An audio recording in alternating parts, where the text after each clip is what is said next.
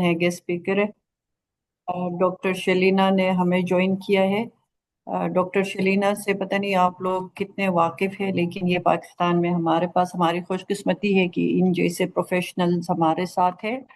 ये आखान यूनिवर्सिटी में काम करती है और अर्ली चाइल्डहुड डेवलपमेंट में इनकी स्पेशलाइजेशन है। और पेरेंटल कोच भी है, पेरेंटिंग के ऊपर इनका काफ़ी काम है। इसके अलावा फिर ये रिसर्चर है। इनके जो आर्टिकल्स है डॉक्टर शलीना होपफुली आप हमसे शेयर करेंगी। आप लिखती रहती है, आपके कई आर्टिकल्स पब्लिश भी हुए हैं। तो आप अपनी चीज़ें हमसे शेयर करें, हम ज़्यादा से ज़्यादा लोगों को आपकी चीज़ें पहुंचाएंगे। और पाकिस्तान में जो एक हम पाकिस्तान अलायंस के प्लेटफॉर्म से हमारी कोशिश है कि हम अर्ली चाइल्डहुड डेवलपमेंट को प्रमोट करने के लिए पूरे मुल्क में और हर बच्चे को इससे फ़ायदा देने के लिए हम एफर्ट्स करें। तो आप हमारे लिए एक बेहतरीन रिसोर्स पर्सन है, तो आप अपनी चीज़ें फ्रीक्वेंटली हमसे शेयर करें।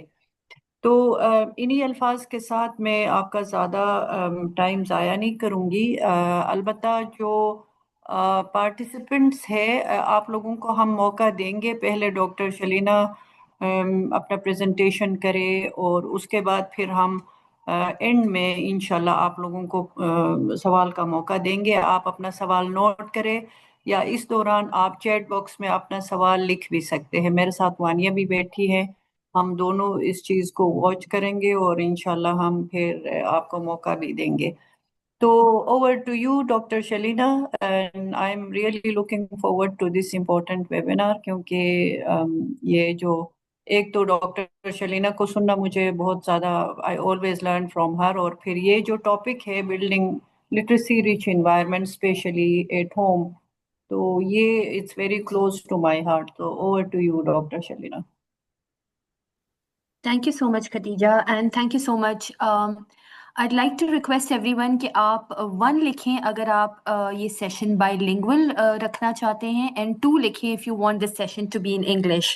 So I'll count till 5 and please write in the chat log whether you want the session to be in English or bilingual. Okay. 1 for bilingual, 2 for English.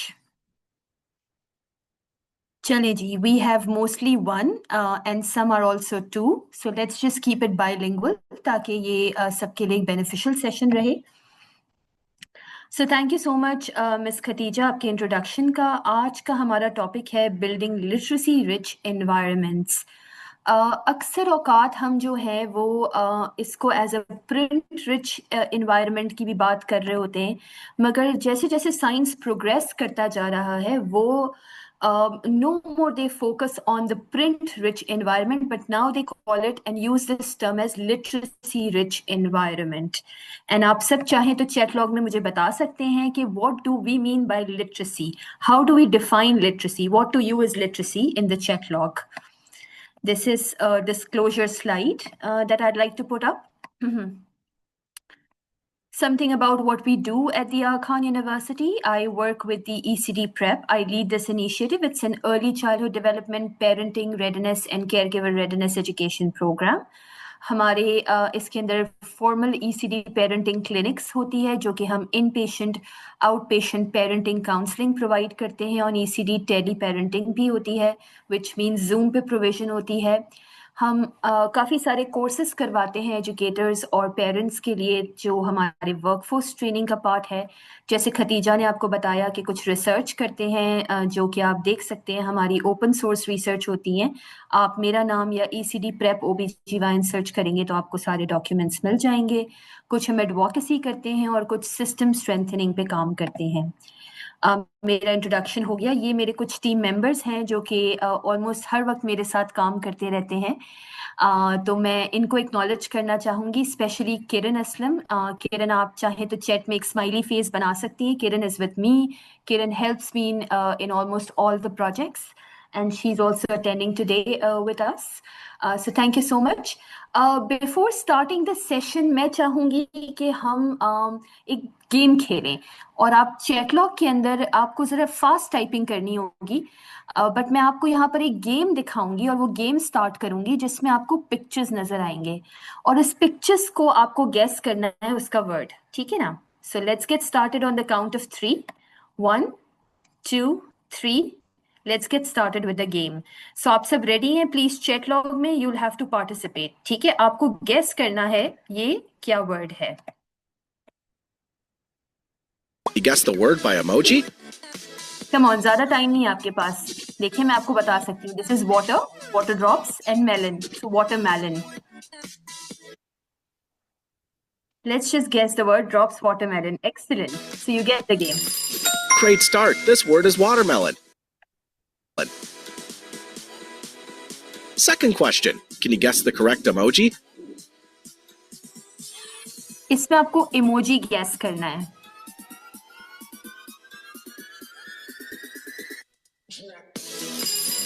Very good. The correct one's B. Which word is this?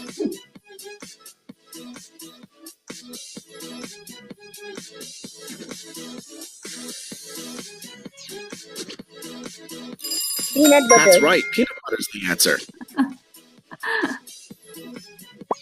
Any ideas?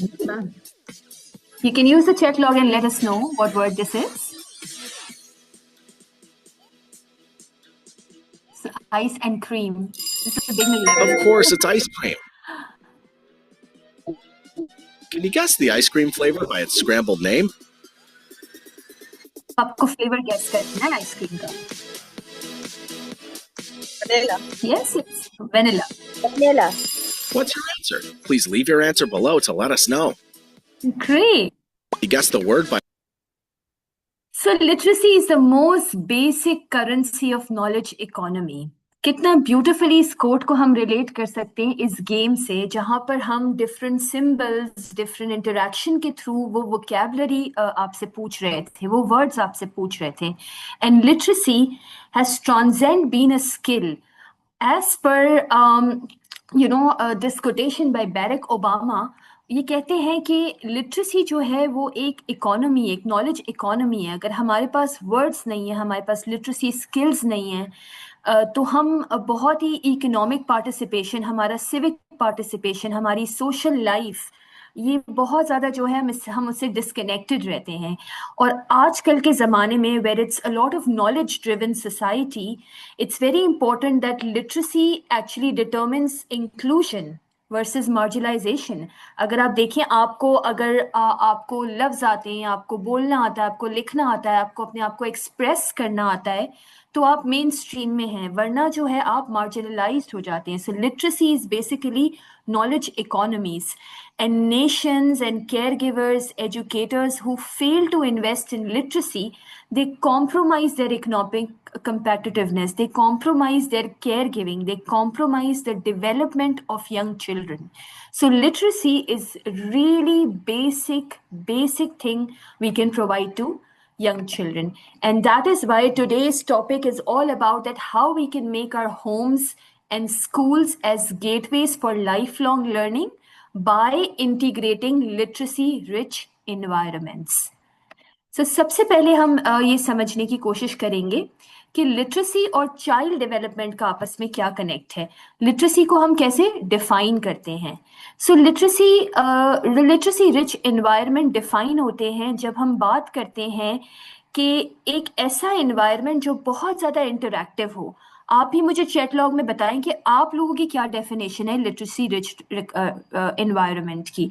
एक literacy rich environment जो है वो बहुत dynamic ecosystem होता है, जिसके अंदर बच्चे को काफ़ी ज़्यादा एक्सपोजर होता है स्पीकिंग, लिसनिंग, रीडिंग, राइटिंग, चीज़ें देखने का, देखकर चीज़ें सीखने का, एनवायरनमेंट में ऐसे सिमुलेशन होने का जिससे बच्चे की ये 4 से 5 स्किल्स में इजाफा हो सके, which is what? Speaking, listening, reading, writing, viewing and cognition. Also ये वो सारी चीज़ें होती हैं जो कि एक डाइवर्स चीज़ें हम अपने बच्चे को दिखाते हैं. जैसे कि अगर आप एक क्लासरूम लें तो क्लासरूम के अंदर आपको बुलेटिन बोर्ड्स नज़र आते हैं, क्लासरूम में आपको मोबाइल नज़र आते हैं, क्लासरूम में आपको वर्ड वॉल नज़र आती है. ये वो सारी चीज़ें हैं जो बच्चों को विजुअली एम्पावर करती है कि वो सीखे, वो नए लफ्ज़ सीखे, वो लैंग्वेज को अडेप्ट कर सके through different medias and support. इसके लिए ये भी बहुत ज़्यादा ज़रूरी है समझना कि ये चीज़ें जो हम घरों में या हमारी क्लासरूम्स में हम लगाते हैं टू प्रोमोट लिटरेसी, ये सिर्फ जो है वो बच्चों की लैंग्वेज के लिए इम्पोर्टेंट नहीं होता, ये बच्चों की एग्जीक्यूटिव फंक्शनिंग स्किल्स के लिए भी बहुत इम्पोर्टेंट होता है। ये बच्चों को बहुत ज़्यादा उनको इंक्लूजन सिखाता है, बच्चों को बहुत ज़्यादा कल्टिवेट करता है कि किस तरह से नॉलेज को जो है वो लिया जाए अपने इमीडिएट एनवायरनमेंट से। उनके अंदर क्यूरियोसिटी डेवलप करता है, उनके अंदर क्रिटिकल इंक्वायरी डेवलप करता है, उनको एक्सप्रेशन सिखाता है। सो एक लिटरेसी रिच एनवायरनमेंट बच्चे के लिए बहुत ज़्यादा बेनिफिशियल होता है। अगर हम देखें तो लिटरेसी बाय एंड लार्ज एक इंटीग्रेटेड फिनोमेना है। हम ये नहीं कहते हैं कि लिटरेसी रिच एनवायरनमेंट सिर्फ क्लासरूम में होते हैं। लिटरेसी हर जगह पर है, एनवायरनमेंट हर जगह पर है। अगर आप देखें बच्चा एक रोड पर जाता है, लेट्स डू वन एक्सरसाइज। आप मुझे चैट लॉग पे बताएं कि आप गाड़ी में बैठे हैं या आप पैदल चल रहे हैं, आप रोड पर जा रहे हैं, तो आपको क्या क्या नजर आ रहा है अपने एनवायरनमेंट में से। मैं एक आपको एग्जांपल देती हूँ कि मुझे एडवर्टाइजमेंट बोर्ड्स बहुत नजर आते हैं, बिल्कुल साइन बोर्ड्स नजर आते हैं, बिल बोर्ड्स नजर आते हैं। सो ये बहुत होर्डिंग्स नजर आती हैं। मैं तो छोटे छोटे कचरों को भी कभी देखती हूँ जो नीचे गिरे हुए होते हैं ना, कि उनमें क्या लिखा हुआ है। कुछ अखबार नजर आते हैं, कोई सेलिब्रेशन की झंडियां नजर आती है। सो लिटरेसी इज एवरीवेयर, ट्रीज नजर आते हैं, कलर्स नजर आते हैं, हमें लोग नजर आते हैं, उनके एक्सप्रेशन नजर आते हैं। सो लिटरेसी जो है वो इंटीग्रेटेड है, वो सिर्फ स्कूल तक लिमिटेड नहीं होती या क्लासरूम तक लिमिटेड नहीं होती। Literacy is everywhere, it's in the community. Community भी बहुत इंस्पायर करती है बच्चों की लिटरेसी को, एक्सपोज करती है, इन्फ्लुएंस करती है। और जितना ज़्यादा हमारे बच्चों को अर्ली एक्सपोजर होता है लिटरेसी रिच एनवायरनमेंट का, उतनी बच्चों की फाउंडेशनल स्किल्स बहुत अच्छी स्टेब्लिश होती है। लैंग्वेज की फाउंडेशनल स्किल्स क्या होती हैं, आप चाहें तो मुझे चैट लॉग में बता सकते हैं। When we talk about literacy skills, we talk about speaking skills, we talk about writing skills, we talk about vocabulary skills, we talk about grammar orientation, we talk about reading. There are lots of things that children develop, including vocabulary. सो ये जितना भी चीज़ें बच्चा जो अपने इर्द गिर्द देख रहा होता है, जो भी लिटरेसी उसके एनवायरनमेंट में होती है, वो उसकी लिटरेसी की फाउंडेशन, उसकी लिटरेसी की स्किल्स की फाउंडेशन को डेवलप करते हैं। नेक्स्ट स्लाइड पे हम जाते हैं। सो ये बहुत ज़्यादा साइंटिफिकली भी सपोर्टेड फिनोमिनन है कि बताते हैं कि किस तरह से एक लिटरेसी रिच एनवायरनमेंट या वो एक्टिविटीज़ जो as parents and care givers हम करते हैं, वो बच्चों की ब्रेन डेवलपमेंट के लिए कितनी हेल्दी होती है। अब आप देखिए, सिंपली एक बच्चे को रीडिंग अलाउड करने से उसकी स्पीच और कॉम्प्रिहेंशन सेंटर्स एक्टिवेट होते हैं माइंड के। जो लैंग्वेज रिच एनवायरनमेंट है वो ग्रे मैटर डेंसिटी को जो है वो करती है। इसका मतलब ये कि वो सिमुलेट करती है आपके कॉर्टिकल ग्रोथ को। ग्रे मैटर एक्सपेंड होता है, जिससे आप जो एक पर्सपेक्टिव टेकिंग डेवलप करते हैं, आप एक डेवलप करते हैं अपना आई हैंड, अपना विजुअल डेवलपमेंट जो आपकी हो रही होती है, आपकी असिमिलेशन ऑफ नॉलेज होती है, उसको इंस्पायर करती है। अक्सर हम आई डोंट नो आप में से कितने लोगों को सुनाई जाती थी, मगर आप मुझे चैट में बता सकते हैं कोई भी एक्सप्रेशन देकर कि कितनों हम में से कितने लोगों ने बचपन में बहुत परियों की और पता नहीं किस किस की कहानियां सुनी थी। वो सारी फिक्शन स्टोरीज जो हमने सुनी थी। सो आप मुझे कोई भी इमोजी बनाकर चैट में बता सकते हैं। मैंने तो बहुत ज़्यादा परियों की कहानी सुनी है, उड़ने वाले घोड़ों की कहानी सुनी है। फिक्शनल रीडिंग बहुत करते थे मेरे पेरेंट्स मेरे साथ। जो ये फिक्शनल रीडिंग होती है ना, ये इतनी इंपॉर्टेंट होती है बच्चों के अंदर एम्पैथी डेवलप करना, पर्सपेक्टिव टेकिंग बच्चा डेवलप करता है, उनकी हायर ऑर्डर कॉग्निशन डेवलप होती है। सो एक छोटी सी स्टोरी जो हम बच्चे को रीड करते हैं, जो एक छोटी सी बुक होती है जिसमें फिक्शन होता है, नॉन फिक्शनल स्टोरीज होती हैं, या जो फिक्शनल स्टोरीज पर्टिकुलरली होती हैं, वो बच्चों के सोशल कॉग्निशन को डेवलप करती है, उनके प्रो सोशल बिहेवियर को डेवलप करती है। साइंस ऑल्सो कहता है कि ये स्ट्रांगली कोरिलेटेड है। अर्ली लिटरेसी जितनी बच्चे की स्ट्रांग होगी, उसका लिटरेसी रिच इन्वायरमेंट जितना स्ट्रांग होगा, उनके एडोलेसेंट आईक्यू स्कोर्स पे उसका इम्पैक्ट पड़ेगा। मैं आपको छोटी सी अपनी एग्जांपल देती हूँ। जब मैं छोटी थी तो मेरे पास बहुत सारी बुक्स थी। मेरा एक रीडिंग कॉर्नर था जो बैल्कनी में बना हुआ था। उसमें मेरी कुछ बुक्स पढ़ी होती थी, उसके अंदर मेरे कुछ ब्लॉक्स होते थे, कुछ रीडिंग अल्फाबेट्स होते थे, उनसे मैं खेलती रहती थी। और पूरे साल जब मैं स्कूल गई तो मैं इतना ज़्यादा अच्छा नहीं पढ़ने लिखने वालों में से थी, मेरे स्कोर्स इतने अच्छे नहीं आते थे। मगर जब मैंने अपना एप्टीट्यूड टेस्ट दिया कॉलेज के लिए तो मेरे स्कोर्स बहुत अच्छे आए, बिकॉज मेरी लिटरेसी स्किल्स बहुत अच्छी स्कोर करती थी मैं हर टेस्ट में। द रीज़न वॉज कि early foundation learning and literacy skills were taken care of when I was a young child. So ये बहुत ज़रूरी है हमारे लिए समझना कि लिटरेसी रिच एनवायरनमेंट या लिटरेसी रिच एक्टिविटीज बच्चे के लॉन्ग टर्म आईक्यू पे भी बहुत ज़्यादा इम्पैक्ट करती है। न्यूरो साइंस भी कहता है कि 90% ऑफ द ब्रेन डेवलपमेंट बच्चे की जो है वो 8 साल की उम्र तक होती है। जितना ज्यादा हमारा एक्सपोजर हम बच्चों को रीड अलाउड करके दे सकते हैं, जितना उनको लैंग्वेज से एक्सपोज कर सकते हैं उनके एनवायरनमेंट में, ये सारे उनके न्यूरल सर्किट्स, उनके ब्रेन पाथवेज, उनके साइनेप्टिक कनेक्शंस को डेवलप करता है। एंड इसीलिए साइंस बहुत ज़्यादा एम्फेसाइज करता है इन डिफरेंट रिसर्चेस कि early exposure to vocabulary determines literacy trajectories. आप मुझे खुद बताएं कि अब हम सब जितने भी लोग हैं एडल्ट्स, हम अपनी यूनिवर्सिटी में हमें लैंग्वेज सीखनी पड़ती है, हम बहुत सारी वोकेबलरीज हमें सीखनी पड़ती है क्योंकि हमें बचपन में उतने रिच एक्सपोजर्स नहीं दिए गए हैं कंपेयर टू वो बच्चे जिनका लैंग्वेज एनवायरनमेंट बहुत ज़्यादा रिच था, बहुत ज़्यादा स्टिमुलेटिंग था। उनकी राइटिंग, उनकी एक्सप्रेशन स्किल्स में बहुत ज़्यादा फर्क होता है। हम अपने यूनिवर्सिटी स्टूडेंट्स में भी देखते हैं कि जिनका लैंग्वेज बचपन में बहुत एनवायरनमेंट रिच था, वो यूनिवर्सिटी में भी आकर बहुत ज़्यादा एक्ट रहते हैं अपनी राइटिंग स्किल्स में। There's also NLP findings that talk about जो हम अर्ली फोनेक्स या फिनोमिक अवेयरनेस की बात करते हैं, अल्फाबेट नॉलेज की बात करते हैं, ये छोटी छोटी चीज़ें बच्चों को बचपन में सिखाने से एक बहुत रोबोस्ट प्रिडिक्टर होता है लेटर लिटरेसी आउटकम्स का। जितनी ज़्यादा बच्चों को हम अल्फाबेट नॉलेज जितनी ज़्यादा उनको लैंग्वेज के डायनामिक्स, जितनी ज़्यादा उनको फिनोमिक अवेयरनेस उनकी बचपन में स्ट्रांग होती है, उतनी ज़्यादा उनके लेटर आउटकम्स इम्पैक्ट करते हैं। ऑल्सो बहुत अच्छी बात बताई गई है यूनेस्को की एक स्टडी में कि स्कूल्स में जितना अच्छा लिटरेसी इन्वायरमेंट हम स्टेब्लिश करते हैं, उतने ज़्यादा उन्होंने ये ऑब्जर्व किया है कि बच्चों के ड्रॉप आउट कम होते हैं और वो एक्विटी को इंक्रीज करता है। देखिए, there are all types of kids in the classroom when they come. अगर हम लिटरेसी की क्लासरूम में बात करें तो हमारे पास बहुत तरह के बच्चे आते हैं, और आप मुझे चैट लॉग में बताएं कि किस किस तरह के लर्नर्स होते हैं। काइनेस्थेटिक लर्नर होते हैं, लिंग्विस्टिक लर्नर होते हैं। सो प्लीज़ मुझे बताएं चैट लॉग में कि किस तरह के लर्नर्स हमारी क्लासरूम में आते हैं।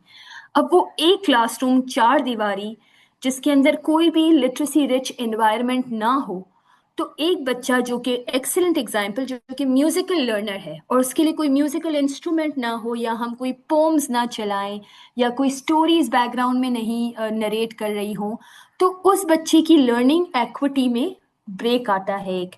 इसीलिए जितना ज़्यादा language rich, literacy rich environment होगा, उतनी ज़्यादा बच्चे को सपोर्ट होगी। अब मैं आपके चैट लॉग से कुछ पढ़ूंगी और आपको बताऊंगी कि एक क्लासरूम के अंदर म्यूजिकल लर्नर के लिए हम लिटरेसी के लिए क्या चीज़ें रख सकते हैं। You can also tell me, but we can keep a lot of musical instrument जो हम बैकग्राउंड में अर्ली ईयर्स में म्यूजिक प्ले करते हैं, that supports a lot of musical learning and it builds their literacy, it builds their vocabulary. Similarly जो कुछ बच्चे interpersonal skills के लिए होते हैं, उनके लिए ऐसी गेम्स खिलाना या ऐसे बुलेटिन बोर्ड्स डिज़ाइन करना जिसमें इंटरेक्शन हो, यानी लेट्स से एक स्टोरी का सेंटेंस लिख देना और बच्चे से कहना कि बाकी खुद कंटिन्यू करे, that enhance and builds on their interpersonal skills. Visual learners के लिए जो हम वर्ड वॉल बनाते हैं वाइट बोर्ड के साइड में, it's suppose the visual learners as well. Intrapersonal learners के लिए हम छोटी सी जर्नलिंग बुक्स बना सकते हैं that empowers their literacy skills as well as complement their multi intelligence as well. Auditory tactile वालों बच्चों के लिए हम एक ट्रे में सैंड पेपर ट्रेसिंग करते हैं, हम उनकी राइटिंग को डेवलप करते हैं। So all these things that we keep in our classroom to build a literacy rich environment actually supports educational equity as well, by and large. Also, there's a very interesting study being done by OECD that talks about कि literacy proficiency directly linked to workforce participation and income. जितनी ज़्यादा हम तो गरीब मुल्कों के लोग हैं, तो जितनी ज़्यादा हम बच्चों को लिटरेसी रिच एनवायरनमेंट देंगे, उतनी ज़्यादा उनकी नॉलेज, उनकी एग्जीक्यूटिव स्किल्स अच्छी होती हैं, और जब वो बड़े होते हैं तो वो वर्क फोर्स में बहुत अच्छा परफॉर्म करते हैं, पार्ट बनते हैं वर्क फोर्स का, बिकॉज उनके अंदर वो कॉम्पिटेंसीज होती हैं जो हमने उनको अर्ली चाइल्डहुड में दी होती हैं। इसके काफी ज्यादा बेनिफिट्स भी हैं कि क्यों हम इतना एम्फेसाइज करते हैं कि छोटे बच्चों को अच्छा एनवायरनमेंट, लिटरेसी रिच एनवायरनमेंट देना हो, बिकॉज उनकी लैंग्वेज कॉम्प्रिहेंशन और वोकेबलरी स्किल इन्हेंस होती है। हमने बात की इसकी, हमने सेल्फ कॉन्फिडेंस की बात की, हमने बात की कि फाउंडेशनल लर्निंग स्किल्स अच्छी होती हैं, उनकी सिविक एंगेजमेंट पे बहुत ज़्यादा इम्पैक्ट पड़ता है, वो उनकी फ्यूचर करियर रेडीनेस की बहुत ज़्यादा एम्पावरमेंट होती है। और ट्रस्ट मी, आजकल तो लिटरेसी का इतना ज़्यादा रोल है ना कि ये एक एम्प्लॉयबिलिटी स्किल है। You call it financial literacy, you call it any sort of literacy, digital literacy, you call general literacy, ये सारी कॉम्पिटेंसीज बहुत ज़्यादा important है, and it augments a lot of comprehension and expressive vocabulary in our young kids. Similarly, there are some components, principles, and some sort of theories behind it. I'm sorry, ये एक repeat हो गया है. Khatija, I'll send you the picture which was supposed to be here, जो कि theory से link करती थी. There are certain Yeah, core that's principles. fine. But, yeah, there are some core principles that supports literacy-rich environment. सबसे पहले is the print saturation. Now, आप मुझे बताएं print saturation क्या होती है in one word in chat log. What do you mean by print saturation? सबसे पहला प्रिंसिपल लिटरेसी रिच एनवायरनमेंट का प्रिंट सैचुरेशन। हम क्या कहते हैं कि छोटे बच्चों के साथ एनवायरनमेंट में क्या होने चाहिए?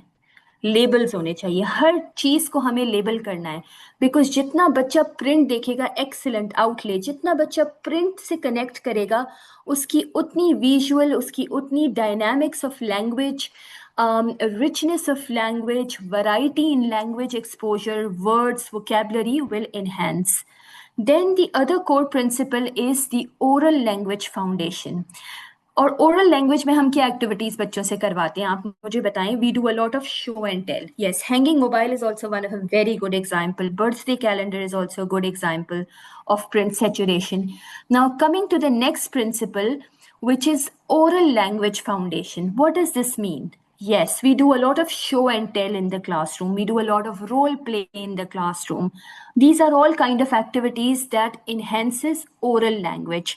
So सबसे पहले when you say कि मेरा घर या मेरा स्कूल लिटरेसी रिच है, आपका घर या आपकी स्कूल छोटे बच्चों के साथ लेबल्ड होनी चाहिए. Labelling, print saturation is first point. वहां पर ऐसी कोई एक्टिविटी होनी चाहिए जिसमें सॉन्ग्स हो पीछे, या बच्चे को कोई अपॉर्चुनिटी मिले सुनने की, बोलने की. So another is oral language foundation. The third is active engagement, यानी ऐसे मैनिपुलेटिव्स या ऐसी वर्कशीट्स या ऐसी बुक्स जिससे बच्चा इंटरैक्ट कर रहा हो. ठीक है. The fourth important principle is integration with play. Play is the language of young children. Dramatic play corner होना चाहिए, रोल प्ले कॉर्नर होना चाहिए. हम बच्चों को बहुत ज्यादा प्रिटेंड प्ले कराते हैं. अब आप मुझे बताएं चैटलॉग में, आप और हम में से कितने लोगों ने टीचर टीचर खेला है बचपन में? हम सब ये चीजें खेलते हुए आए. We are too much into dramatic play, and dramatic play has a great bandwidth and potential to improve literacy. It has a great role in building vocabulary, expressive vocabulary in particular. So another important principle is the integration with play. Literacy को play के साथ होना बहुत जरूरी है. Fifth principle is scaffolding. Now, scaffolding is not facilitation. Scaffolding is when adults are extending their support for kids to learn something. Scaffolding is a kind of like, जैसे आप कहते हैं ना कि ये वो चीज होती है, एक ऐसा सर्कल होता है जिससे बच्चा खुद सीख सकता है. ठीक है, वो सारी चीजें जो बच्चा खुद देख के, खुद खेल के सीख सकता है. फिर एक ऐसा सर्कल ऑफ लर्निंग आता है जिसमें बच्चा एडल्ट की तरफ देखता है, और जब वो सपोर्ट एडल्ट प्रोवाइड करता है, that is more knowledgeable other adult, when they provide that support to connect the information with child's learning, is called scaffolding. इसीलिए scaffolding support is one of a very good and interesting principle. The last but not the least is accessibility. मैं बहुत सारे घरों में जाती हूँ, अगर मुझे बुलाते हैं तो मैं देखती हूँ काफ़ी चीज़ें शोकेस में पड़ी होती हैं. And kids who cannot access materials, we cannot call that environment a language rich or literacy rich environment. So accessibility of books, accessibility of writing tools, accessibility of toys, accessibility of manipulative toys that improves your writing, reading, listening skills are essential. Accessibility is one of the core principles of literacy rich environment. So या तो आप teacher हैं या तो आप educator हैं, इन principles को आप जरूर जहन में रखें. And when you go back in your classroom या when you go back in your home setting, then evaluate. क्या आपके घर में प्रिंट सेचुरेशन है? क्या आपकी क्लासरूम में ओरल लैंग्वेज फाउंडेशंस की एक्टिविटीज हैं? क्या बच्चा एक्टिवली एंगेज्ड है? क्या बच्चे को हम प्ले के साथ इंटीग्रेट कर रहे हैं लैंग्वेज को? Ask these questions whether you are an educator, you are a curriculum developer, you are a parent, or whoever you are. These are the principles that help you make a language or a literacy rich environment. Sorry, I keep again and again saying language, but it's literacy. Literacy could also be financial literacy, numeracy. Literacy is knowledge, right? It's a knowledge based kind of thing. Chale, before moving on to the next section of this PowerPoint presentation, I'd like to again play the same game with you, but this time हम flags को guess करेंगे कि कौन से flag हैं. So on the count of 3, let's play one game and then we'll come back again to this content. 1, 2, 3. Let's play this game and then we can come back to the slide deck again. Let's see your literacy regarding different countries. So I'm starting and you have to type fast in the chat log. Guess the flag. I'm pausing. You can guess the flag. Canada. Yes. Now guess the flag.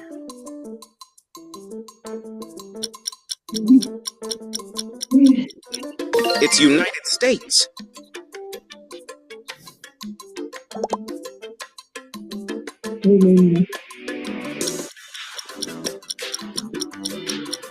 Colombia. Isn't it interesting? अब देखिए, हम में से I'm sure आप में से 3 on 3 किसी को नहीं मिले होंगे. At least मुझे तो नहीं मिले थे first time जब मैंने खेली थी ये game. So this is all literacy. और कितनी basic literacy. और इसमें आपको क्या करना है? कुछ नहीं करना है. कोई भी आप एक लें पुराना जो आपके किसी एक्सरे का या किसी घर वालों के एक्सरे का पेपर आता है ना, उसको सिंपली कट करें, ऐसे फ्लोर पर बिछाएं. एक शीट A4 साइज पर किसी भी किराने की दुकान के बराबर में जो है ना फोटोकॉपियर्स होते हैं, वहां जाएं, 50 रुपए का एक प्रिंट निकालें जिसके अंदर सारे 180 कंट्रीज के फ्लैग लगे हुए हों. उसको आप कट करें, उसी से रिलेटेड आप वर्ड कंट्रीज के नेम लिखें, बच्चे से मिक्स करके कह दें कि कंट्रीज के साथ फ्लैग को टैग करें. This is such a literacy rich activity. Cost what? Less than 100 rupees.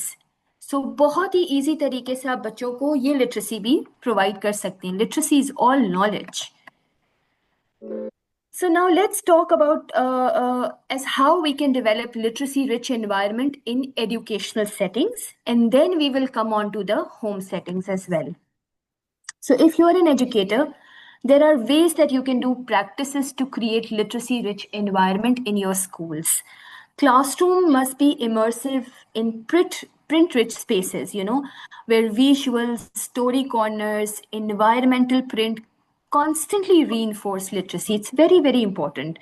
Literacy is like cross-disciplinary. Literacy कोई एक subject नहीं है. It is embedded in mathematics, it's embedded in science, it's embedded in arts.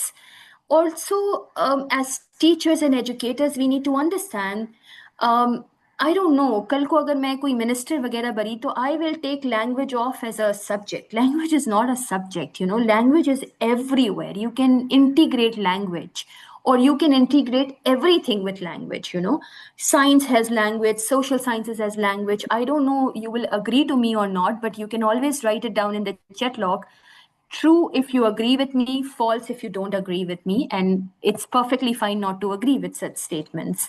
So it's very important to understand that literacy जो है ना वो cross disciplinary होती है and it's embedded everywhere. Also we need to focus on the peer learning.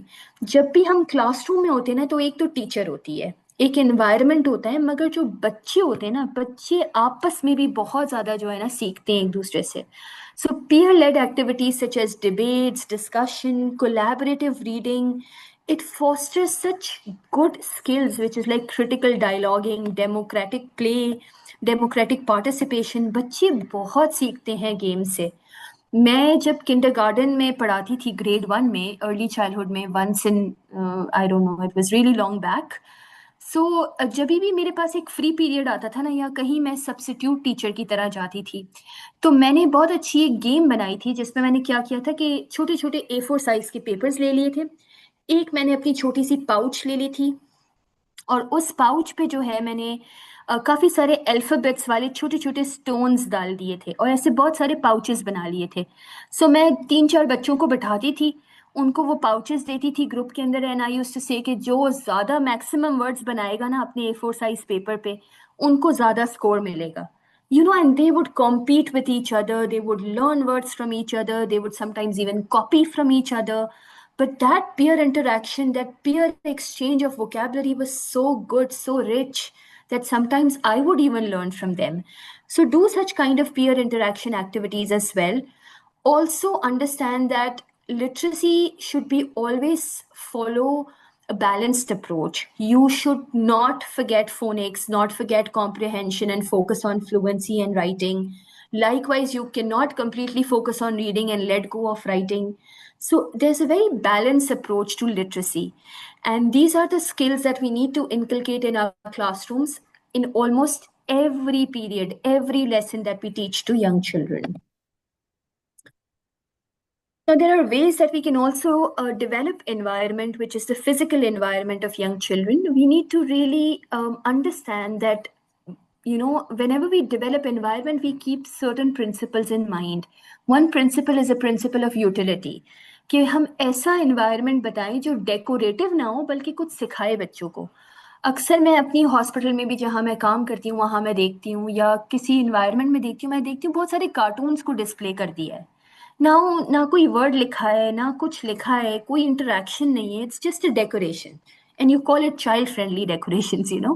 So let's understand that developing a learning environment for young children does not need to be a decorative place. It needs to be a place rich with literacy, rich with knowledge. And that is why we need to really understand that we need to have flexible zones. We need to have book corners, writing station, listening posts. We need to have like multi-sensory engagement activities with these young childrens. We need to encourage all sorts of reading, whether it's independent, whether it's group reading, और ये सारी चीज़ें हम class में ही करा सकते हैं. Use an interactive display. So I go to a lot of classrooms to see and evaluate their teaching quality. And I see कि classroom में bulletin board लगा हुआ है, मगर उसमें कोई भी question नहीं लिखा हुआ है. Bulletin board is just one-way reading. No, bulletin boards have to be interactive. So let's say if you want to teach numeracy and counting, so you, instead of putting 2 balls plus sign is equals to and writing a 2, just put a ball 1 plus sign, ball 2 is equals to, and write a big question mark. So it's interacting with the young children. The board is interacting with the young children. Environment is interacting with the young children. If you want to give a word wall, let's say all words that starts with W, right? Or W, water, W sound, right? So you write W, and then you write couple of words and leave 2 to 3 flashcards blank. Let children write those words. Let's see what children come up with. So, you know, it has to be an interaction with the environment. Then we need to also ensure that we have very good established school libraries. You know, they are inclusive hubs.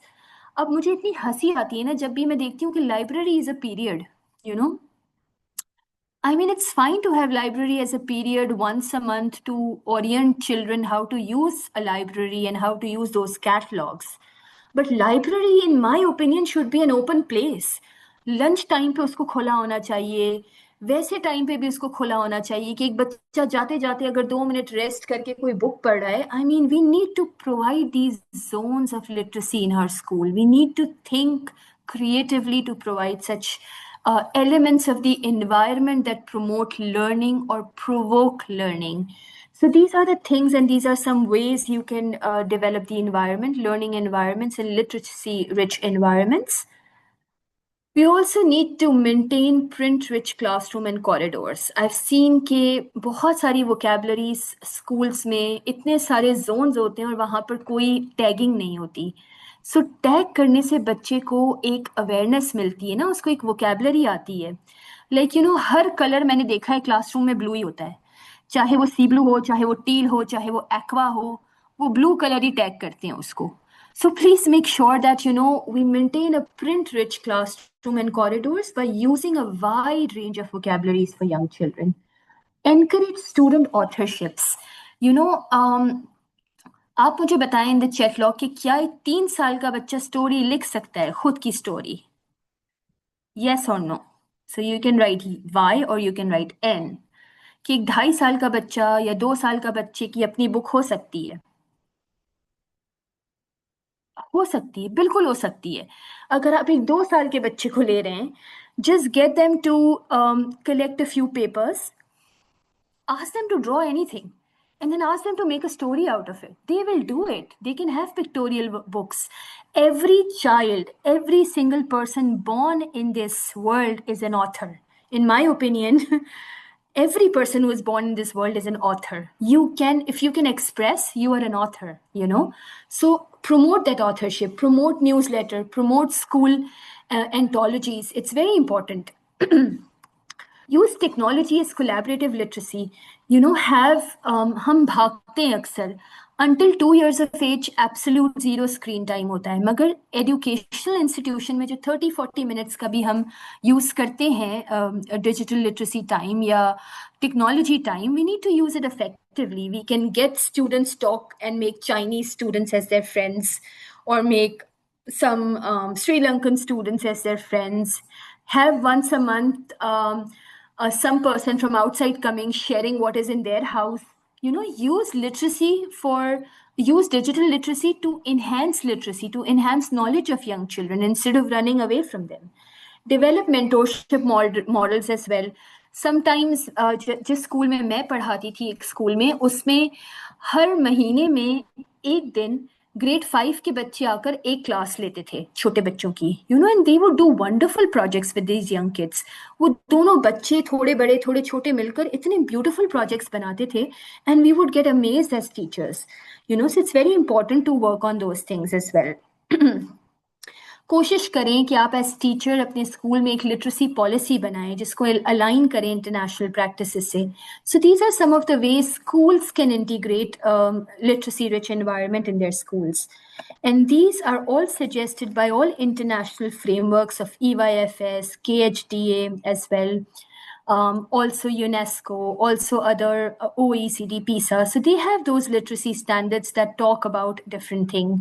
Now we'll watch a video, and I'd like you to write in the chat log one word that comes in your mind by looking at this classroom. And it's all about literacy rich classrooms and how to develop it. A literacy rich just give me 1 second. So Vanya, if you're moderating, can you allow people not to annotate? Because okay, I've done that. Thanks. Let's just start this video. Environment is a space where children can engage. A literacy-rich environment is a space where children can engage in reading and writing activities individually, one-on-one, and in groups throughout the day. A literacy-rich classroom incorporates reading throughout all content areas. Let's count. 1, 2. Materials in the classroom are adapted not only to help children interact with text, but also to serve as a motivator for reading. Resources for more information are available, and children know how to access them or to ask for assistance when they need it. Everywhere they look, goldfish. Children can constantly connect written language with the things they represent, and can learn how words can be used every day. Teachers ask open-ended questions and record what children share in class. What made him lonely? In a literacy-rich classroom, books come to life and children can live in the lesson. And activities are adapted so children of all needs can participate. Ludwig van Beethoven. The sky is the limit when it comes to literary exploration. And it all depends on you, the caregiver, to lead by example, showing them your own language participation, and sharing with them the love for the written word. और चूंकि ये एक resource rich country की example है, मगर ये similar चीज़ें low middle income countries में भी अप्लाई हो सकती हैं. सो यू सी, जब भी I take sessions with the teachers, they always say कि वो रिसोर्सेज नहीं है, बट ट्रस्ट मी, टीचर से बड़ा कोई रिसोर्स नहीं है. If you want to promote literacy rich classroom, आप बाहर से छोटे लीव्स को कनेक्ट करके भी उस पर लिख कर भी लेबल्स बना सकते हैं. जो नीचे लीव्स गिरे हुए होते हैं ना, अलग अलग कलर के लीव्स को लिख कर उसको स्कॉच टेप के साथ अपनी क्लासरूम में लगाकर लेबल बना सकते हैं. So I mean, the world is yours when you really want to do something. So when there is a will, there is definitely a way. These are certain principles which help educators to design. Now we will move on to the section where we will talk about how we can advance literacy practices in school. So we also need to have some sort of, it's very important that I'm focusing a lot on reading, is because as a nation, as Pakistani nation, reading मुझे लगता है हम सबकी बहुत कमज़ोर है. Reading, love towards reading is very limited in our schools, and that is why writing is very, very weak in general Pakistani population.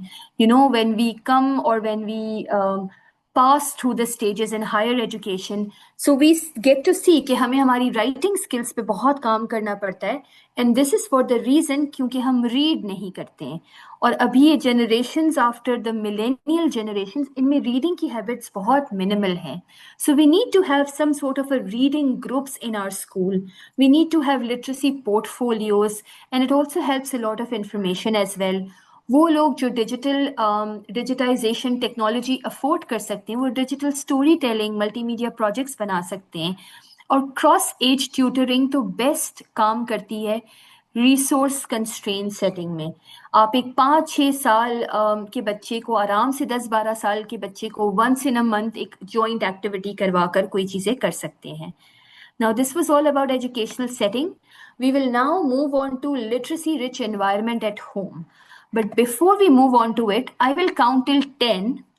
और आपको in the chat session, you will have to tell me different shades of green. Carefully listen to the instruction. You have to tell me different shades of green color. So let's say one is green, one could be emerald. So you need to tell me the names of shade green. I'm counting till 10 and let's see किसको कितना पता है green shades के बारे में. 1, 2, 3, leaf green, sing green, parrot green, great, apple green, Pakistani flag, parrot green, teal, sea green, teal, bottle green, amazing. Right, but there are very good shades of green, that is mint, lime, olive, forest green, jade, sea green, sage, moss, pine, Kelly green, hunter green, aquamarine, And how interesting it is, अभी हम game खेल रहे तो हमारी फौरन से हमारे minds activate हो जाते हैं, मगर ट्रस्ट मी, हम हर कलर को सिंपल ग्रीन बोल रहे होते हैं. We don't say it's emerald, we don't say it's steel, we don't say it's olive. But if we use it as caregivers, all shades of colors, all particular vocabulary with our young children, they learn a great deal. हम हर किस्म के प्याले को प्याला ही कहते हैं, हर किस्म के चम्मच को चम्मच कहते हैं. तो बच्चा बहुत लिमिटेड सीखता है. इसीलिए एज एडल्ट्स हमारा रोल बनता है कि हम जितनी रिच वोकैबुलरी बच्चे को घर में दे सकें, जितना रिच एनवायरनमेंट बच्चे को घर में दे सकें, उतना बच्चे के लिए बेटर हो. So now we will move on to our second section of this whole workshop, which is literacy rich environments at home. Now it's a very good cycle, and its cycle is doctor ongoing Shalina, cycle. Sorry to cut you, कितना time इस पे लगेगा? Because we need to give some time for questions, अभी काफी सारे questions भी आए हैं, तो वी नीड सम तो time for that as well. आपने कितना टाइम रखा है क्वेश्चन के लिए? क्वेश्चन के लिए 15 मिनट रखें? यूजुअली हम लोग 10-15 मिनट डिपेंडिंग जी, ऑन तो द ये नंबर ऑफ 3:15 तक खत्म क्वेश्चन। हो जाएगा या उससे पहले हो जाएगा?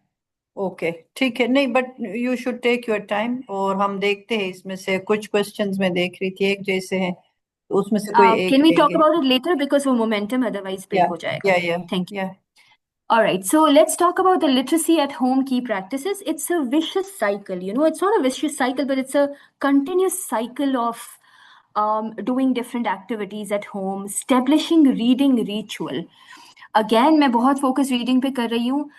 आप मुझे चेक लॉग में बताएं कि how many times do you read to your child at home per day? I'm sure आप में से जो educators हैं, आप में से जो पेरेंट्स हैं, आप घर में रीडिंग तो करते होंगे ना? How many times you are reading to your kids? Every night? Very good. So at least once you are doing it. 2 times before bedtime, once. Daily before sleeping. So it is suggested by some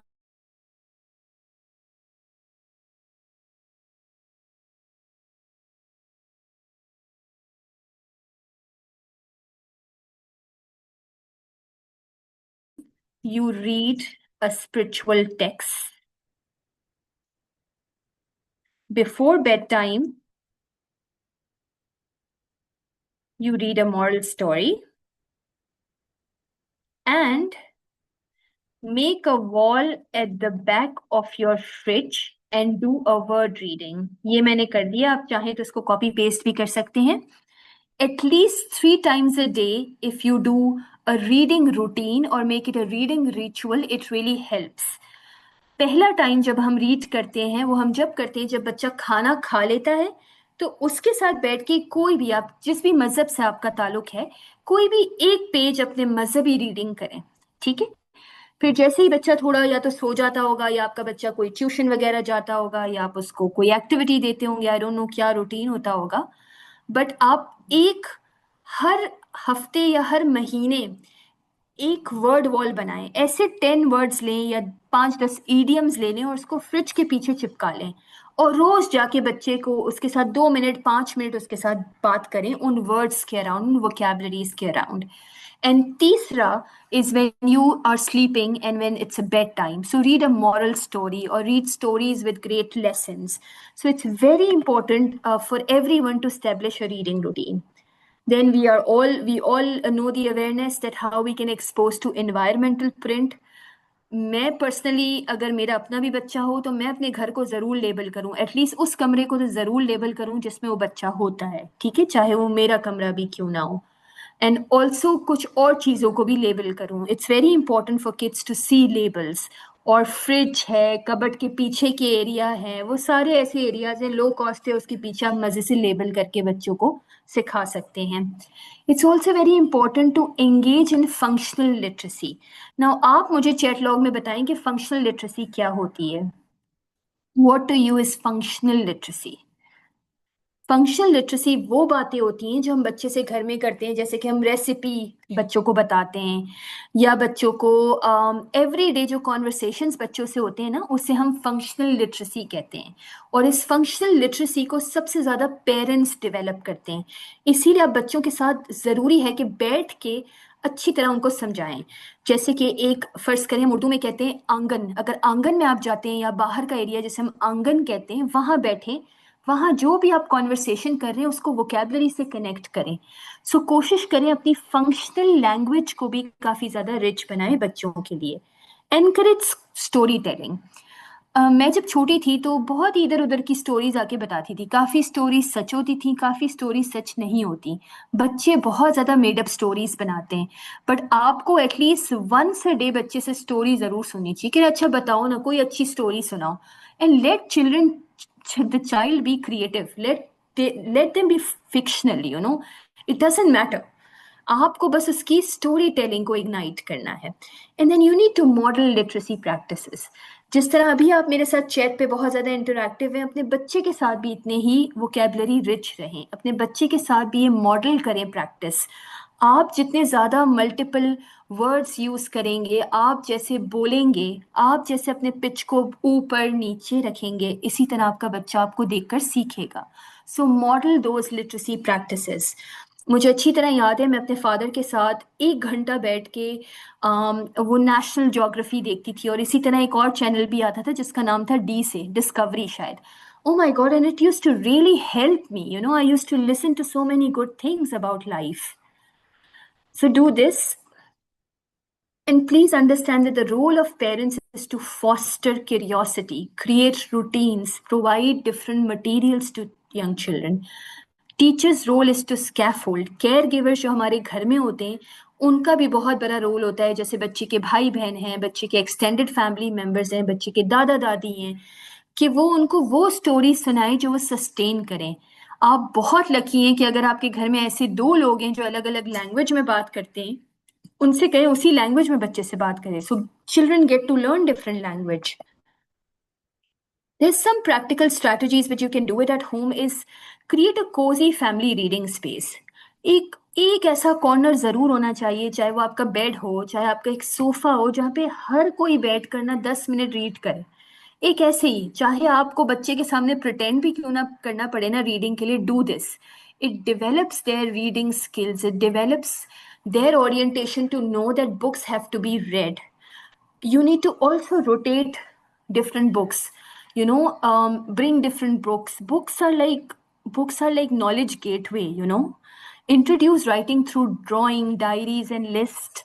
हमारा एक बहुत अच्छा webinar होने वाला है next month, जिसमें हम पूरी राइटिंग आप कैसे टीच कर सकते हैं बच्चों को विदाउट राइटिंग, वो हम बताने वाले। तो बच्चे की राइटिंग बहुत कन्वीनियंटली आप घर में डेवलप कर सकते हैं। आटा गुनवाएं उनसे छोटी छोटी बीट करवाएं। मुझे अच्छी तरह याद है, सुई बहुत मुश्किल होती थी, तो वो सुई के ऊपर टॉपर लगाकर ना मुझे कहते थे कि अंदर धागा डालो। सो सुई को बेड पे ऐसे डाल देते थे और कहते थे अब इसमें धागा डालो, ताकि मुझे लगती भी नहीं थी और मैं धागा भी डालती थी। I was like 5.5. So try to develop fine motor skills. Parents का काम है कि बच्चे को राइटिंग के लिए प्रिपेयर करके भेजे स्कूल, ताकि स्कूल आपके बच्चे को लिखना सिखा सके। हम फोकस करते हैं टू मच राइटिंग पे, ना बच्चा स्कूल में सीख पाता है ना घर में सीख पाता है। Then another strategy is to encourage conversation during meals and chores. खाते वक्त यूजुअली कहते हैं कि इतनी ज़्यादा इमोशनल बातें अच्छी नहीं होती, मगर खाते वक्त आप बहुत अच्छी सी बात कर सकते हैं बच्चों से। वैसी बातें जो न्यूट्रल होती हैं, वैसी बातें, मेरे ख्याल से फिक्शनल कोई बात कर ली तो वो बहुत अच्छी होती है। घर में काम करते करते बच्चों से बातें करें, उनको बताएं कि आप टोंग यूज़ कर रहे हैं, टोंग से स्पेगेटी को उठाते हैं। So you know, use those words. So it's very important to connect all these functional things in your house, functional activities in your house, with the functional literacy that you can provide to young children. You can have home library, again, print, digital tools से आप बहुत अच्छी तरह कर सकते हैं। आप label कर सकते हैं चीज़ों को। फैमिली एल्बम के अराउंड आप बातें करके उनको पुरानी हिस्ट्री, स्टोरीज, अपनी फैमिली की चीज़ें बता सकते हैं। पेरेंट्स भी बहुत अच्छे से कर सकते हैं। कोई मोजा ले लें, छोटा सा कोई अपना दुपट्टा ले लें जिसको हैंडमेड पपेट बना लें। बच्चे बहुत सिंपल हैं, बच्चों को महंगे टॉयज नहीं चाहिए होते हैं, बच्चे सिंपल चीज़ों से सीखते हैं। न्यूज़पेपर को करें। मैं तो बहुत अच्छी एक्सरसाइज करती थी। मेरे फादर मुझे एक न्यूज़पेपर देते थे, कहते थे जो भी वर्ड्स जो तुम्हें नहीं आते हैं ना, उसको कलर कर लो या उसके नीचे अंडरलाइन कर लो, और फिर हम उसके बारे में बात करते थे। एक न्यूज़पेपर से आप बच्चे को क्या कुछ नहीं सिखा सकते हैं। सिर्फ एक न्यूज़पेपर, पूरे हफ्ते में अगर एक न्यूज़पेपर भी आपके पास आता है ना, उससे पूरा महीना आप बच्चे को पढ़ा सकते हैं। डिफरेंट पिक्चर्स होती है, एक पिक्चर काट के बच्चे से कहा कि इस पे एडवर्टाइजमेंट करो, इसको बेच के दिखाओ। You know, there are so many things you can teach via newspaper. You can also set up community story wall, जहाँ पर अगर जो community setups में लोग रहते हैं, या जो buildings में रहते हैं, या जो घरों में रहते हैं, जो कि close vicinity होता है, जैसे कि गिलगित बल्तिस्तान का setup है, अपने घरों के आगे एक space दे दें बच्चों को, जहाँ पर वो अपनी different चीज़ें draw करें, बनाएं, लिखें। That's perfectly fine, you know. You can also have traveling libraries. Travelling libraries दो तरह से आप कर सकते हैं कि कम्युनिटी में एक छोटी सी बस के अंदर आपने लाइब्रेरी खुद से बना ली, या कम्युनिटी के किसी एक घर में एक कमरा अवेलेबल है तो वहाँ लाइब्रेरी बना ली, 2 महीने बाद किसी और के घर में बना ली. Children get to learn so many things and we need to use community as a powerful tool to promote literacy.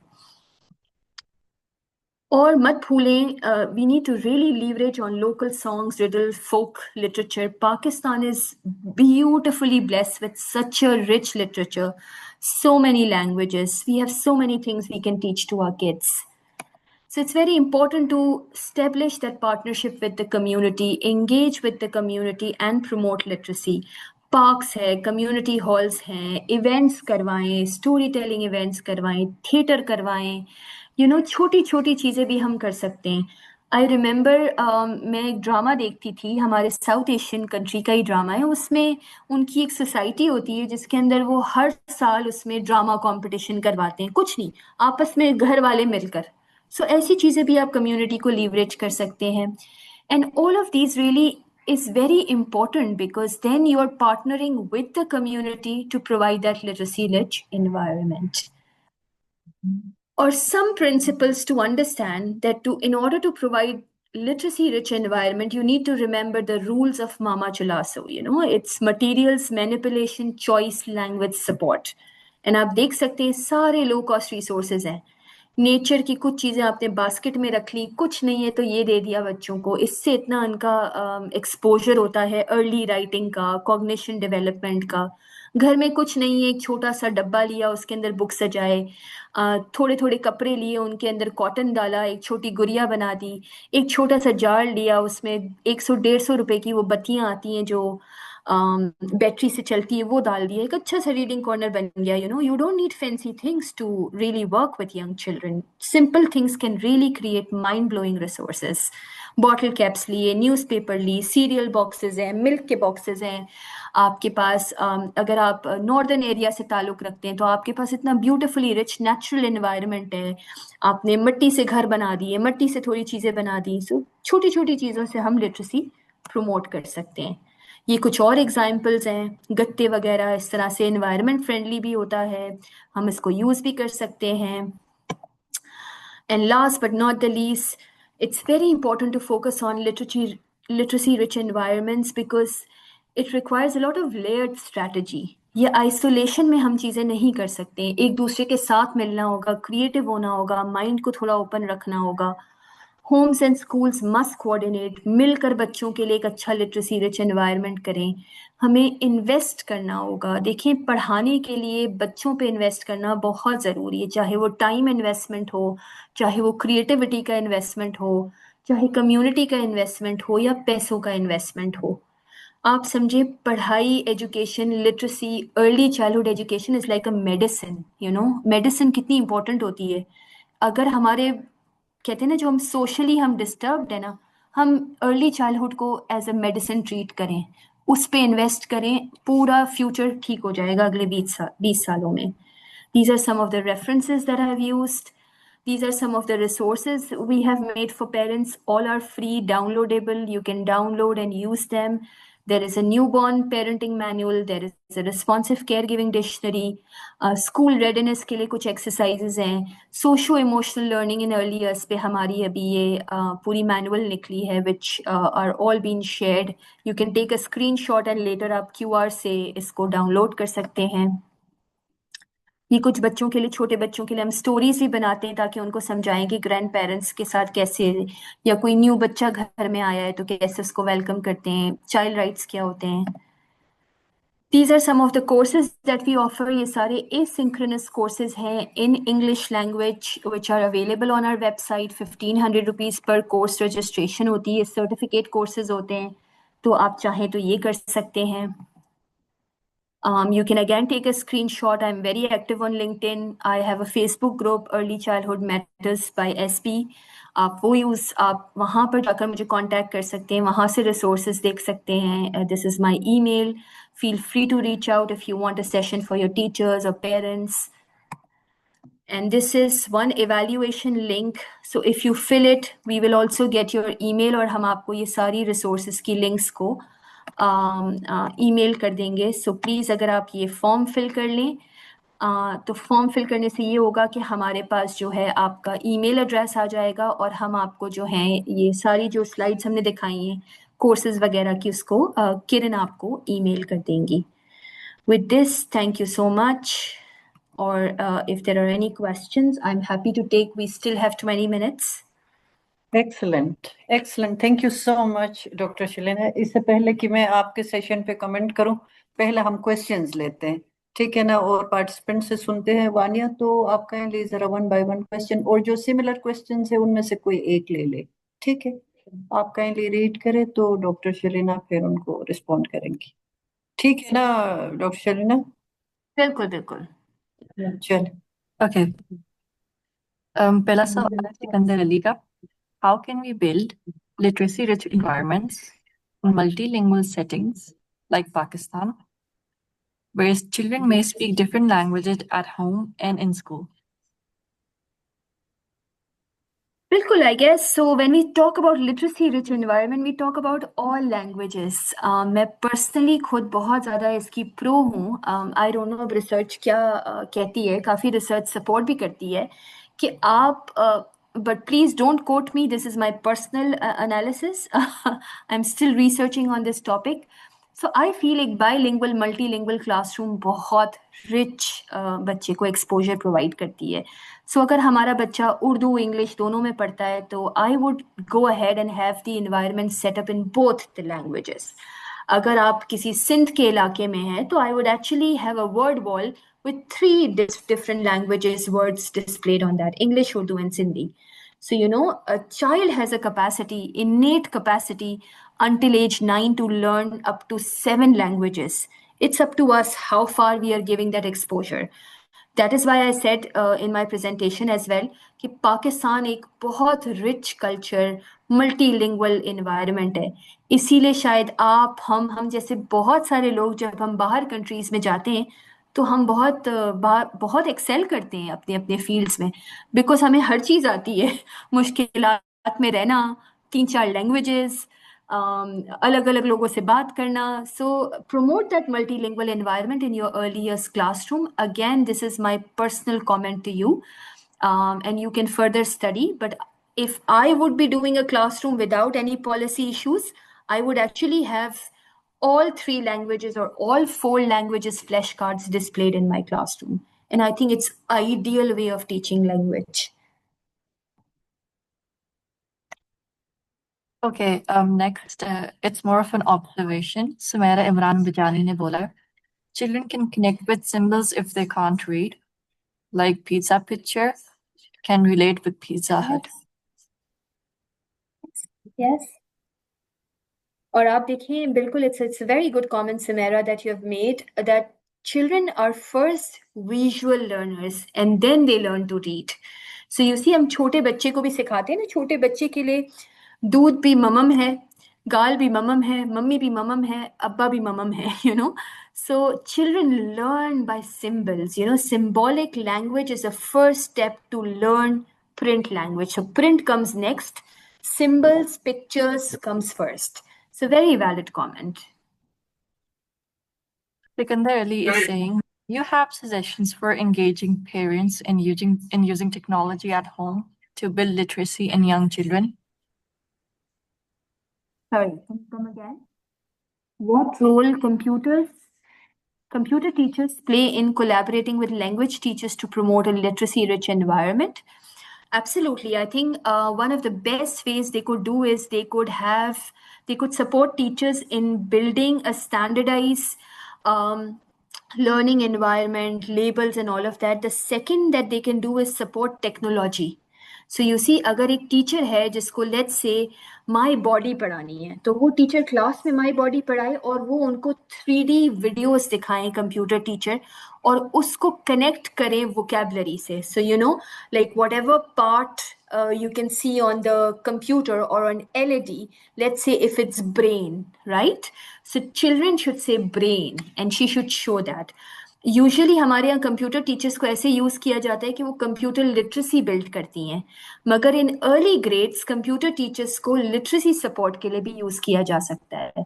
And 3 of the ways I told you is 1 to seek help for standardise content, second is to provide that support, that collaboration कि जो बच्चों को visual interactive तरीके से हम दिखा सकें, and third computer teachers can really help doing literacy assessments because उनके पास वो सारे टूल्स होते हैं जिससे टीचर्स को बहुत हेल्प हो सकती है। So these are some ways computer teachers in early years can actually collaborate with teachers to promote literacy. Ji Zahid, आपने हाथ खड़ा किया। जाहिद लाशारी, आप अपना माइक ऑन करके क्वेश्चन पूछे। जी अस्सलाम वालेकुम। वालेकुम मेरा सलाम।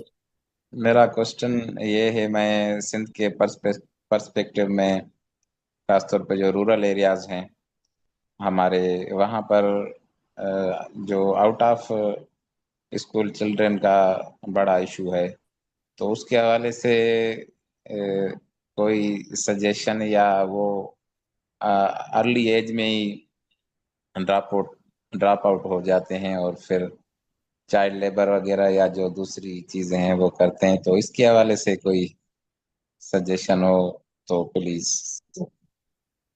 Out of the school strategies एक ऐसा टॉपिक है कि I guess I can request Khatija कि हम इस पे एक छोटा सा सेशन ले सकते हैं खतीजा, मगर देर आर सेवरल वेज। एक आपको देखने हैं जाहिद साहब के फैक्टर्स क्या हैं जो बच्चों को ड्रॉप आउट करा रहे हैं। क्या वो लर्निंग एनवायरनमेंट है, क्या क्वालिटी ऑफ एनवायरनमेंट है, या उनकी मल्टी डायमेंशनल पॉवर्टी है, या ऐसे एलिमेंट्स ऑफ पॉलिसी हैं जो उन बच्चों को स्कूल तक नहीं लेकर जा रहे हैं, या इंफ्रास्ट्रक्चर है।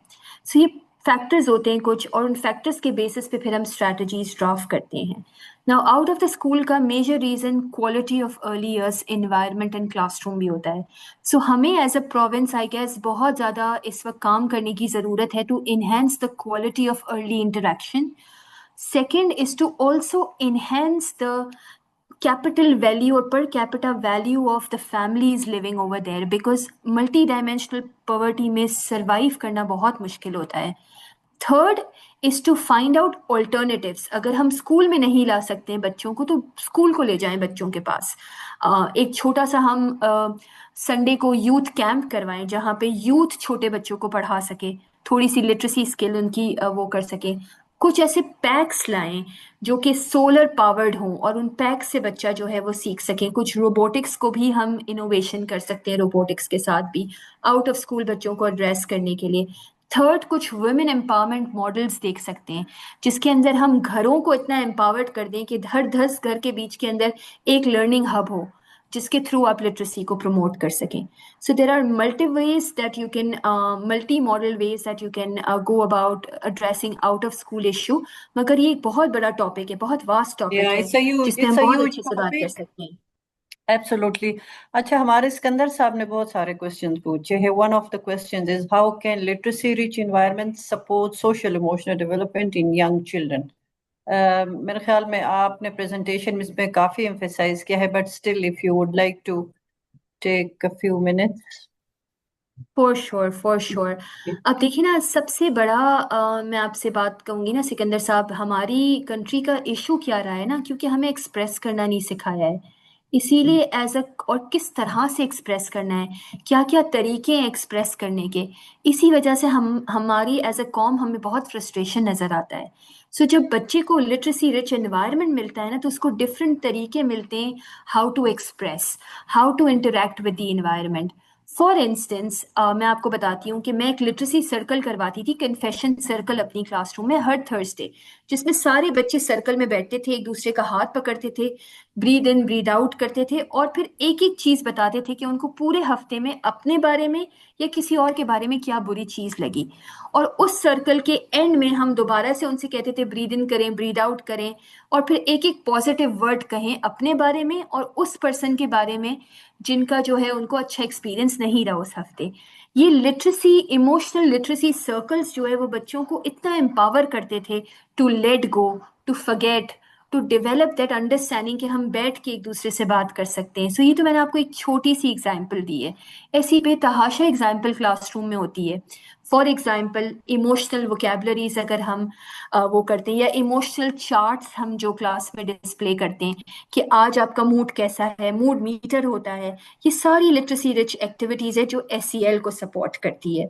So I hope this answers your question. Excellent.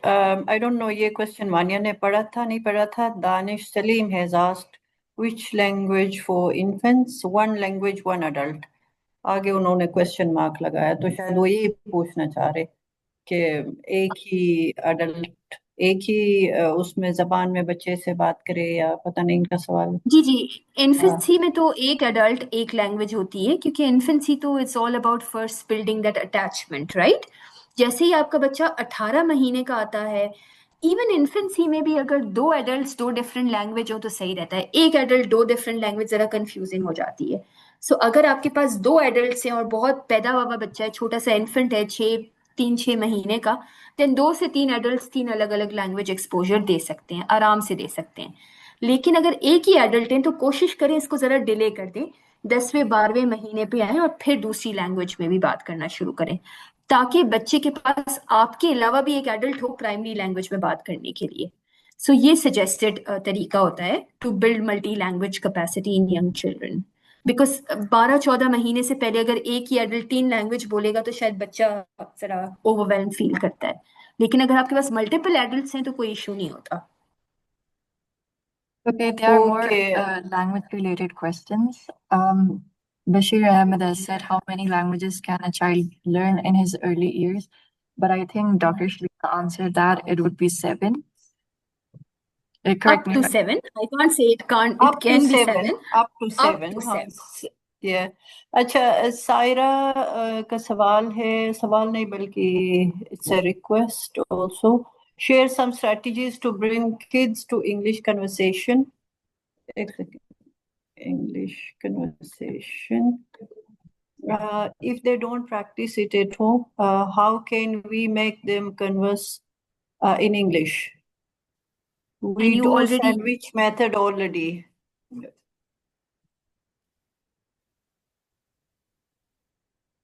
So you were saying Dr. you, Gigi. So you are saying you already do sandwich method, which is like if you are teaching so you're already applying the sandwich language, sandwich method.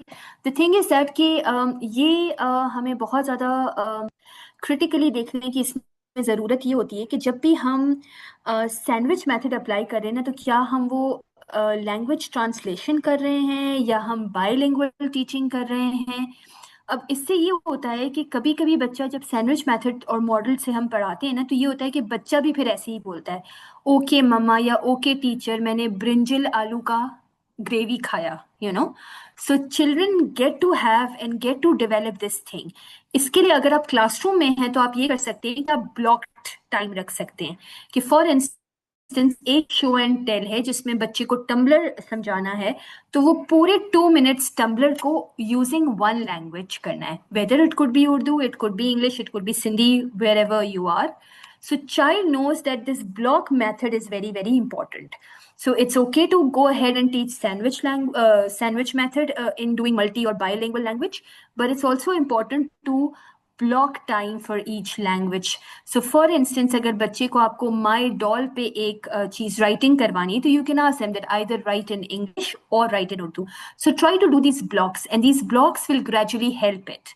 क्योंकि बच्चा 8 साल तक बहुत young होता है, तो हम वो चीज वो कैपेसिटी अलाउ करते हैं, but blocking really helps. Blocking has helped me a lot in my classroom. I have always been like following, you know, sort of like a part of mix of sandwich and a mix of English one, because school की requirement भी होती है, तो आप पूरा तो इस model को फॉलो नहीं कर सकते हैं. Very nice. Marine has a और question. questions है? Yes, Abhi hai. Marine has a question. As a neutral family, we are 2 adults. Only can interactive literacy videos helpful? I think they mean, can interactive literacy videos be helpful for a 4-year-old, like BBC Kids, for literacy development?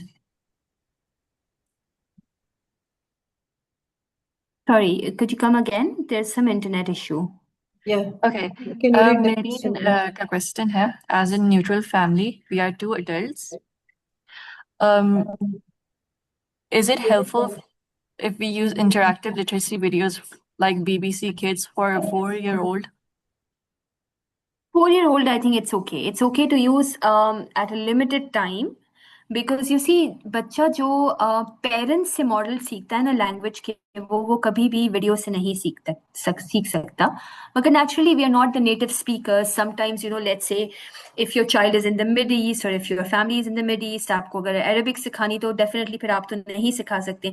So yes, you can use certain channels, especially BBC is a great help. You can also use Duolingo. Duolingo is a great help. That also helps a lot in the vocabulary development as well for young children. So once they have the vocabulary, they ultimately have the language. और to be honest, जिस तरह से ज़माना progress कर रहा है, मुझे नहीं लगता कि अब ग्रामर की भी कोई इतनी वैल्यू रहेगी after 10 years, as long as they are making sense. Because you see, अभी तो जो लैंग्वेज आ रही है of language of generation Z, generation alpha, they have their own words to express things.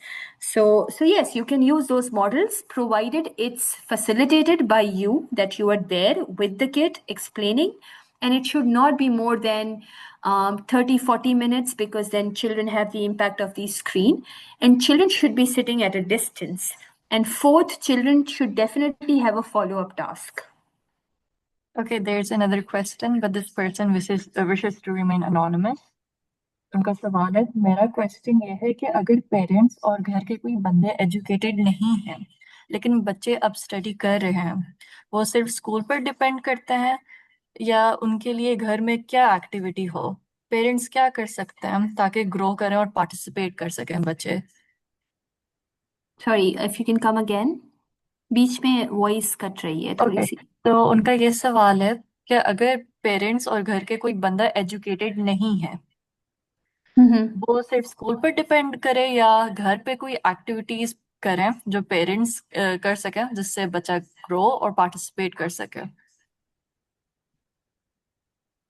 Okay, सो मैं इसमें अपना पर्सनल कमेंट करना चाहूंगी. Education really does not matter. The parent has to be resourceful, interactive, engaging. So never say that, you know, you're not educated, so you cannot support the kid. If you're not educated, you can teach so many things to the kids at home. You can teach how to cook, you can teach how to change the tire, you can teach how to farm, how to do the farming, you can teach how to do so many home chores, you know. And वो इतनी ज़्यादा बच्चों को जो है वो support करता है लाइफ स्किल्स सिखाने में. So parents, as a parents, अगर आप एजुकेटेड नहीं हैं तो आप स्कूल पे डिपेंड करें एजुकेशन के लिए, और खुद उसकी लाइफ स्किल्स पे फोकस करें. Life skills, executive functioning skills, जिसमें बच्चे की डिसीजन मेकिंग है, बजट प्लानिंग है, ये सारी वो चीज़ें जिसके लिए आपको एजुकेशन होने की ज़रूरत नहीं है. आपको करिकुलम सिर्फ किताबों को सिखाना एजुकेशन नहीं होता.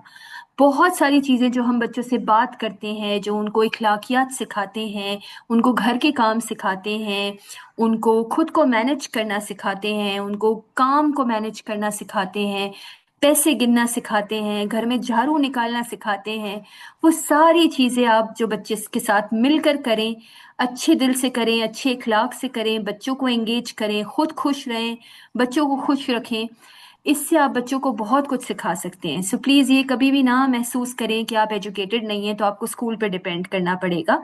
हाँ, आपको करिकुलम के लिए स्कूल पे डिपेंड करना पड़ेगा. लर्निंग तो कहीं भी हो सकती है. हमारे अपने पेरेंट्स भी कोई बहुत हाईली एजुकेटेड तो नहीं थे, मगर उन्होंने हमें लाइफ की कितनी अच्छी चीज़ें सिखाई हैं. सो बच्चा स्कूल में सिर्फ करिकुलम सीखता है, घर में इंसानियत सीखता है, तो आप उस पर फोकस करें. हाँ जी, हाँ जी. लर्निंग को हमें इतना महदूद नहीं करना चाहिए कि सिर्फ स्कूल या किताबों से ही लर्निंग होती है. लर्निंग हर जगह होती है, और उसमें सबसे ज़्यादा जो बेस है वो घर है. और जब तक घर अपना रोल प्ले न करे, मेरे ख्याल में लर्निंग की बुनियाद उस तरह से मजबूत नहीं होती है. तो अगला एक सवाल कम बल्कि कंसर्न है जो अक्सर पेरेंट्स का होता है. My daughter is 6 years old, और वो कहती है वो लिख नहीं सकती है, लिखाई से वो भागती है. तो बेचारी 6 साल में भागेगी ना अगर आप उसको फोर्स कर रहे. तो नाउ व्हाट टू डू? चले जी, आप बताएं what to do. Like Khatija also mentioned कि इसमें मसला क्या है, अब फिर हमारी एज में आएगी, 4 गोलियां ले रही होगी, जब सिर्फ लिख रही होगी फिर भाग नहीं पाएगी। Exactly so exactly. तो सो उसको बच्चों को यार, भागने उसको दें। अपना बचपना एंजॉय करने दो। वो 6 साल की है, यस। वो भागेगी, उसको फोर्स नहीं करो। अगर आप मजीद अपना मसला थोड़ा एक्सप्लेन करना चाहती हैं तो आप माइक ऑन करें और डॉक्टर शलीना से बात करें ताकि ये आपको एक्सपर्ट एडवाइस दे दे।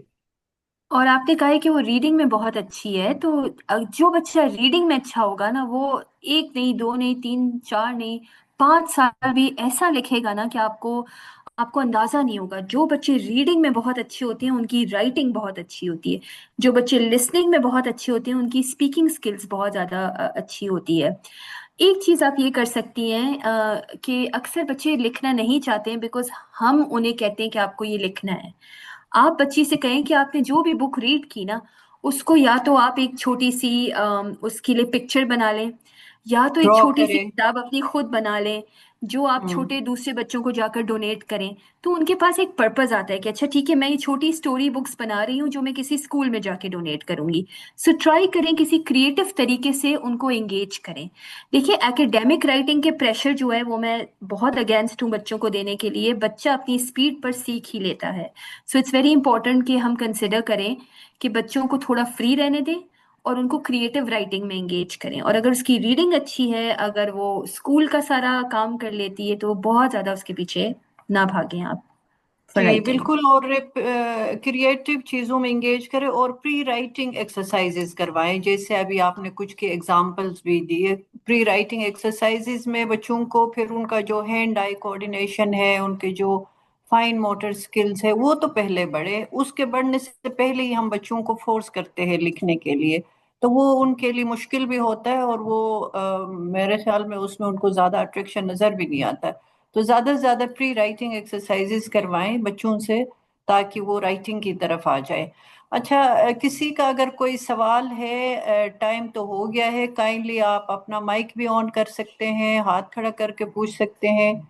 नहीं है तो इतना जो इन्होंने इल्म दिया है हमें, इल्म का खजाना, इसको ही हम एब्जॉर्ब करते हैं। एक और सवाल है फ्रॉम माय एंड। वालेकुम मैम। ओके, पहले आप बोलना। जी गो अहेड। कौन बात कर रहा है? मैम शुएब बात कर रहा हूँ, वजी शुएब फ्रॉम स्कर्दू। जी शुएब, गो अहेड प्लीज। अच्छा मैम, मैम ने जो सेशन के दौरान बताया रीडिंग रीडिंग के ऊपर बहुत ज़्यादा फोकसिंग है ना, तो इसमें एक टर्म्स आता है जो हमने एक सेशन में पहले पढ़ा था, LSRW, कि सबसे इम्पोर्टेंट चीज़ जो होती है बच्चों के लिए वो लिसनिंग होती है, फिर उसके बाद स्पीकिंग होती है, फिर उसके बाद रीडिंग होती है, देन लास्ट में जाके राइटिंग होती है। बट अनफॉर्चुनेटली हमारे यहाँ पे हमारे हर स्कूल्स में फोकस हम राइटिंग के ऊपर ही कर रहे हैं, तो इसके बारे में आप जरा बता दें। तो देखिए, जो ये लिसनिंग, रीडिंग, राइटिंग और स्पीकिंग है ना, ये बच्चे का एक developmental trajectory of language development है। अब ये कभी कभी सीक्वेंस में होगी, कभी कभी सीक्वेंस में नहीं होगी, लेकिन सबसे पहला जो एक्सपोजर है वो बच्चा डेफिनेटली सुनता है, राइट? क्योंकि छोटा सा होता है तो वो बोल नहीं सकता, लिख नहीं सकता, पढ़ नहीं सकता। मगर ये सारी चीजें डेवलप हो रही होती हैं जैसे ही बच्चा पैदा होता है। लिसनिंग उसकी सबसे पहले डेवलप होती है, वो जैसे ही देखता है, इधर उधर देखता है। रीडिंग उसकी डेवलप हो रही होती है क्योंकि वो चीजों को 7 इंच 6 इंच तक देख सकता है पैदा हुआ हुआ बच्चा। राइटिंग उसकी डेवलप होती है क्योंकि वो रिफ्लेक्सेस कर रहा होता है अपनी उंगलियों को, फाइन मोटर राइटिंग होती है। स्पीकिंग उसकी होती है क्योंकि वो रोता है, वो बेबल करता है। सो ये चारों चीजें आपस में इंटीग्रेटेड हैं और ये डेवलप हो रही होती हैं। अनफॉर्चुनेटली जो हमारी स्कूल में हो रहा है, ये कोई इस तरह नहीं है कि आपने पहले लिसनिंग सिखानी है, फिर आपने स्पीकिंग, फिर आपने रीडिंग, फिर आपने राइटिंग। ये सिर्फ एक डेवलपमेंटल ट्रेजेक्ट्री है। जो स्कूल में हो रहा होता है वो एक चीज ये शायद थोड़ी सी डिफरेंट हो रही होती है कि उनका फोकस राइटिंग पे बहुत ज्यादा होता है। और अनफॉर्चुनेटली वो पेरेंट्स के साथ शायद स्कूल कनेक्ट नहीं कर पाते कि उनको प्री राइटिंग स्किल्स सिखाई जाए। वरना बाय द टाइम बच्चा स्कूल में आता है तो उसकी लिसनिंग काफी एक्सटाउंडिंगली डेवलप होती है, क्योंकि आपका बच्चा खड़ा हो सकता है, आपकी इंस्ट्रक्शन को फॉलो कर सकता है। उसकी स्पीकिंग डेवलप होती है क्योंकि वो कुछ लफ्ज बोल सकता है, कुछ वोकैबलरी उसकी अपनी होती है, क्योंकि 2.5 साल का बच्चा होता है। उसकी प्री राइटिंग अनफॉर्चुनेटली हमारे यहाँ पे असेसमेंट करने का बहुत ही बुरा एक अलमिया है, जिसमें उनको ट्रेसिंग करवाते हैं, सारी चीजें करवाते हैं। इसीलिए बहुत जरूरी है कि पैगिंग करवाएं। तो प्री राइटिंग एक्सरसाइजेस स्कूल को करवाने की बहुत ज्यादा जरूरत है। जो ये आप कह रहे हैं listening, speaking, reading and writing वाला, ये एक डेवलपमेंट ट्रेजेक्ट्री है। सो स्कूल सारी ही स्किल्स पर काम कर रही होती है, मगर ये बहुत अनफॉर्चुनेट है कि वो राइटिंग को बहुत ज्यादा एम्फेसाइज कर देते हैं। इसके देखें दो रीजंस हैं, क्योंकि मैं स्कूल्स के साथ भी काम करती हूँ, मैं पेरेंट्स के साथ भी काम करती हूँ। एक, स्कूल्स पे भी अपना प्रेशर होता है करिकुलम का। सेकंड, उनकी पॉलिसीज का। थर्ड, पेरेंट्स का। हर चीज में पेरेंट्स को मैंने देखा है आकर कंपेयर करते हैं, हमारा बच्चा खड़े होकर इंग्लिश नहीं बोलता, हमारे बच्चे को लिखना नहीं आता, दूसरे बच्चे को लिखना आता है।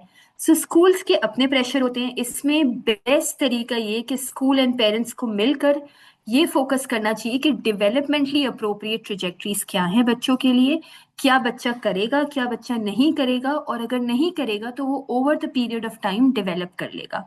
सो आई थिंक ये चीज बहुत जरूरी है, और हमारे करिकुलम को भी स्ट्रेंथन होने की बहुत जरूरत है। हमारा करिकुलम भी बड़ा ही अर्ली ईयर्स का, I would not recommend that curriculum. It's very sketchy curriculum, it's very basic curriculum. So curriculum, teachers training, बहुत सारी चीजें हैं जिसको इस वक्त इम्प्रूव होने की जरूरत है, specially in landscape of early years, ताकि ये चीजें ना हो। बिल्कुल बिल्कुल ठीक कह रही हैं आप। और अभी आप किसी का सवाल पढ़ रही थी वानिया, प्लीज बस ये आखिरी सवाल ये पढ़ लीजिए, एक्चुअली टाइम हो आखिरी गया। सवाल है। रोजीना ज़हीर पूछ रही हैं, can we use labels for a 1-year-old बेबी? 1-year-old baby, yes, of course, you can. After 6-7 months, baby have orientation to see other than 10 inches.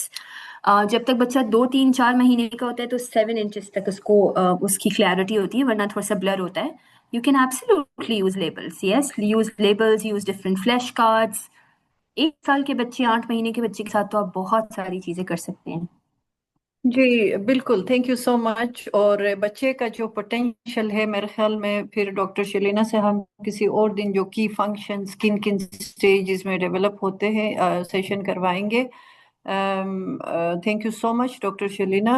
एक मेरा ये प्रेजेंटेशन के हवाले से रिक्वेस्ट है, क्योंकि अक्सर पार्टिसिपेंट्स फिर हमसे प्रेजेंटेशन मांगते हैं। So are we allowed to share your presentation? Have you already shared it with us और No, we unfortunately don't share the presentation. What we do is we share resources. Resources have all the okay, answers. These are all open source. all right, Since all this right, that's belongs to perfectly AQU. fine. Yeah, thank Yeah, you. that's perfectly fine, but we can share the recording, right? We can Yes, disseminate the recording. you can do All right. that.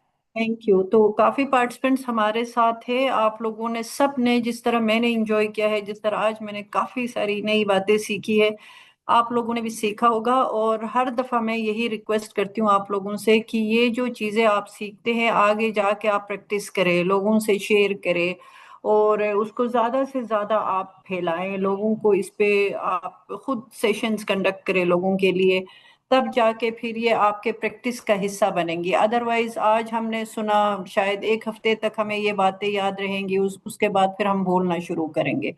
तो मेरी तमाम जो यहाँ पर हमारे participants है, सबसे request है, और काफी सारे पार्टिसिपेंट्स ग्रुप्स में भी आपको सुन रहे डॉक्टर शलीना, तो उम्मीद है कि इस वेबिनार का बहुत ज़्यादा फायदा होगा लोगों को।